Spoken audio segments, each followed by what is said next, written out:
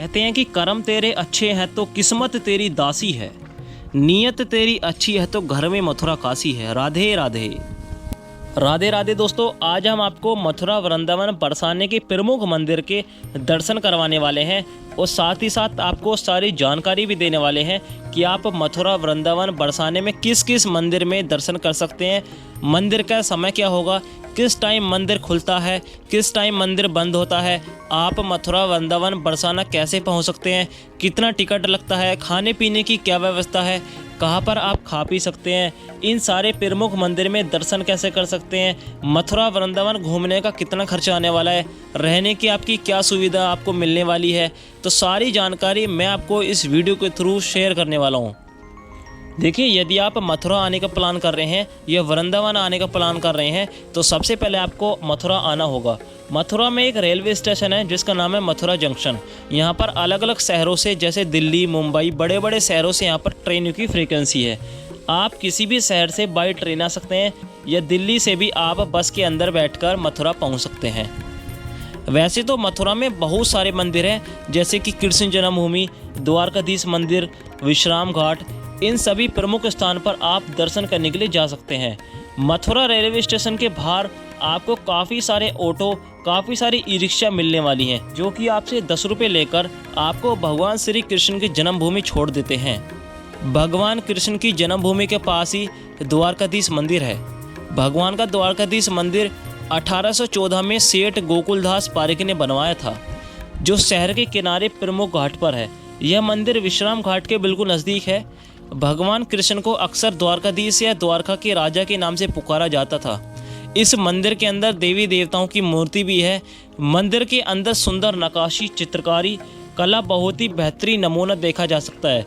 यह मंदिर रोज हजारों की संख्या में आने वाले पर्यटकों का स्वागत करता है।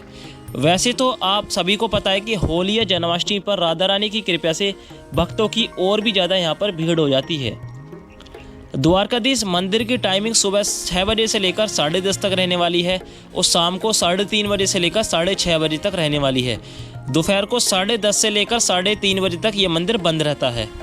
जब आप द्वारकाधीश मंदिर से बाहर निकलेंगे दर्शन करके, तो बगल में ही आपको विश्राम घाट मिलने वाला है। यदि आप सुबह या शाम को विश्राम घाट जाते हैं तो विश्राम घाट की आरती भी आप देख सकते हैं।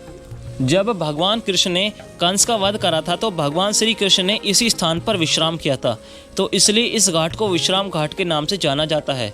इस विश्राम घाट पर आप बोटिंग भी कर सकते हैं।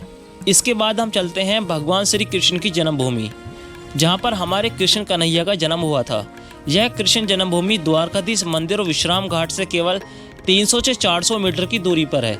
चाहे तो आप यहाँ पर पैदल यात्रा कर सकते हैं या ई रिक्शा के अंदर भी 10 रुपये देकर आप जा सकते हैं। कृष्ण जन्मभूमि के अंदर जाने से पहले आपको मोबाइल फ़ोन, स्मार्ट वॉच, कोई भी इलेक्ट्रॉनिक आइटम आपको लॉकर के अंदर जमा कराना होगा। आप लॉकर के अंदर जमा कराकर अंदर प्रवेश कर सकते हैं। अंदर जाकर आप वह जेल भी देख पाएंगे जहाँ पर भगवान श्री कृष्ण का जन्म हुआ था। कृष्ण जन्मभूमि सुबह 5 बजे से लेकर दोपहर 12 बजे तक खुलती है, फिर दोपहर 4 बजे से लेकर रात के 9 बजे तक खुली रहती है। मथुरा के अंदर वैसे तो छोटे बड़े बहुत ज़्यादा मंदिर हैं, लेकिन यह 3 मंदिर बहुत ही प्रमुख माने जाते हैं, जहां पर सबसे ज़्यादा लोग दर्शन करने के लिए आते हैं। यह 3 मंदिर मथुरा रेलवे स्टेशन से केवल 1.5 किलोमीटर की दूरी पर है, जो कि आप रेलवे स्टेशन से केवल 10 रुपये देकर आप इन मंदिर में दर्शन करने के लिए जा सकते हैं। मथुरा में खाने पीने के लिए वैसे तो बहुत ज़्यादा दुकानें हैं। यहाँ पर पेड़े, मिठाइयाँ, अनेक चीज़ें यहाँ पर आप खा पी सकते हैं। यदि आप एक दिन के लिए मथुरा आ रहे हैं तो आप यहाँ पर होटल में भी रुक सकते हैं, जिसका किराया यहाँ पर नॉर्मल 500 से 600 रुपये के अंदर मिल जाता है। यदि आप मथुरा से वृंदावन जाना चाहते हैं तो आप ऑटो या बस में भी सफ़र तय कर सकते हैं। बस में आपका 20 रुपये शुल्क लगता है, ऑटो में आपका 30 रुपये शुल्क लगता है। चलिए, अब हम पहुँच चुके हैं वृंदावन।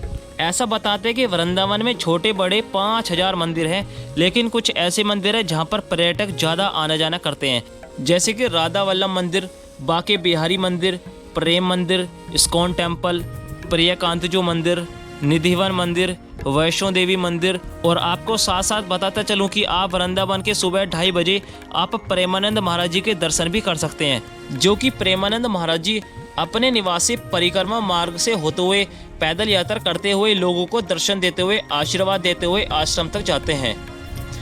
अब हम सबसे पहले आपको ले चलते हैं बांके बिहारी मंदिर की तरफ, जहाँ पर हमारे बांके बिहारी रहते हैं। वहाँ पर आप प्रसाद लेकर आप बड़ी लंबी लाइन में लग सकते हैं। वहाँ पर बांके बिहारी मंदिर में दर्शन करने के लिए जा सकते हैं। यह बांके बिहारी मंदिर एक ऐसी पावन भूमि है जिस भूमि पर आने से सभी पापों का नाश हो जाता है। बांके बिहारी मंदिर की टाइमिंग सुबह 8:30 बजे से लेकर 1 बजे तक रहती है। दोपहर बाद 4 बजे से लेकर 8:30 बजे तक खुली रहती है। बांके बिहारी मंदिर में दर्शन करने के बाद आप जा सकते हैं इस्कॉन टेम्पल। इस्कॉन टेम्पल को कृष्ण बलराम मंदिर भी कहा जाता है। यह मंदिर हिंदू देवताओं कृष्ण और बलराम को समर्पित है। इस्कॉन टेम्पल की टाइमिंग सुबह 7 बजे से लेकर 1 बजे तक रहती है और शाम को 4:30 बजे से लेकर 8:30 तक रहती है। इस्कॉन टेम्पल में दर्शन करने के बाद आप जा सकते हैं प्रेकांतजू मंदिर। यह मंदिर हमारे देवकीनंदन ठाकुर महाराज जी ने बनवाया था। यह मंदिर सुबह 5 बजे खुल जाता है और दोपहर को 12 बजे तक खुला रहता है। शाम को फिर 5 बजे खुल जाता है, फिर रात को 9 बजे तक खुला रहता है। प्रेकांतजू मंदिर के पास ही माता वैष्णो देवी का मंदिर है, जहां पर आप माता वैष्णो देवी जी के दर्शन भी कर सकते हैं। यह मंदिर भी सुबह 6 बजे से लेकर दोपहर 1 बजे तक खुला रहता है और शाम को 5 बजे से लेकर 8:30 बजे तक खुला रहता है। प्रेकांतजू मंदिर और माता वैष्णो देवी का धाम, यह दोनों मंदिर आपस में कुछ ही दूरी पर हैं। चाहे तो आप यहां पर पैदल भी जा सकते हैं। साथ ही साथ आपको बताता चलूं, यदि आप किसी एक मंदिर से दूसरे मंदिर तक जाना चाहते हैं, जैसे कि आप सुबह दर्शन करते हैं बांके बिहारी मंदिर के और बाद में दर्शन करने के बाद आप निधिवन या प्रेकांतजू मंदिर, इस्कॉन टेम्पल जाना चाहते हैं, तो वहां पर एक मंदिर से दूसरे मंदिर तक जाने का सफ़र आप ई रिक्शा में तय कर सकते हैं, जो कि आपसे सिर्फ 10 रुपये लेकर आपको वहाँ पर ई रिक्शा वाले छोड़ देते हैं। वृंदावन में आपने एक नाम तो जरूर सुना होगा, वह है निधिवन या तुलसी वन। इस प्रांगण में तुलसी के पौधे ऊंचाई में छोटे छोटे जोड़े में पाए जाते हैं। तुलसी के पौधे के अलावा परिसर में रंग महल नामक एक मंदिर भी है, जहां पर यह माना जाता है कि राधा और कृष्ण रासलीला के बाद यहां पर अपनी रात व्यतीत करते हैं। निधि वन में अभी भी रात के समय राधा कृष्ण की रासलीलाएं होती हैं और किसी को भी रात में निधि वन के परिसर में अंदर आने की अनुमति नहीं है।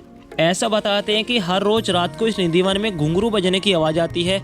कुछ लोगों ने इन्हें देखने की कोशिश भी की, आखिर घुंघरू की आवाज़ आती कहाँ से है। कुछ लोगों ने इसके अंदर कैमरे वगैरह भी लगाए, लेकिन ऐसा बताते हैं जो भी इस रासलीला को देखने के लिए जाता है या देखने की कोशिश करता है तो उसकी वहाँ पर तुरंत मौत हो जाती है। यदि आप निधिवन मंदिर में दर्शन करने के लिए जाते हैं तो ये निधिवन मंदिर सुबह रोज 6:30 बजे से लेकर दोपहर के 12:30 बजे तक खुला रहता है और शाम को 4:30 बजे से लेकर रात के 8 बजे तक खुला रहता है। निधिवन में दर्शन करने के बाद आप शाम को जा सकते हैं प्रेम मंदिर। प्रेम मंदिर में दर्शन करने का आनंद शाम को ही आता है। प्रेम मंदिर भगवान राधा कृष्ण और सीताराम को समर्पित है। मंदिर की संरचना 5वीं जगतगुरु कृपालु महाराज द्वारा स्थापित की गई थी।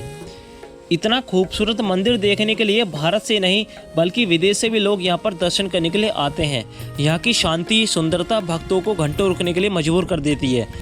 इस मंदिर में देश के लोगों के अलावा विदेश से भी कई लोग दर्शन करने के लिए आते हैं। होली और दिवाली पर तो यहाँ का नज़ारा देखने लायक होता है। अगर आपने ये मंदिर देखा है तो आपको पता होगा कि मंदिर में स्थापित श्री कृष्ण की झांकियाँ कितनी खूबसूरत हैं। साथ ही साथ सीताराम का खूबसूरत फूल बंगला भी देखने लायक है।